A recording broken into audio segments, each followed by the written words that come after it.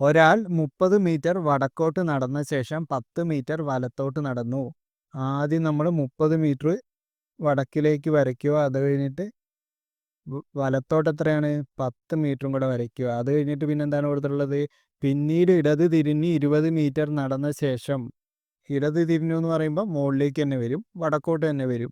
20 metre നടന്ന ശേഷം വീണ്ടും ഇടത് തിരിഞ്ഞ് 10 മീറ്റർ കൂടി നടന്നു. പിന്നെ ഇടത് എങ്ങോട്ടാണ് വരിക?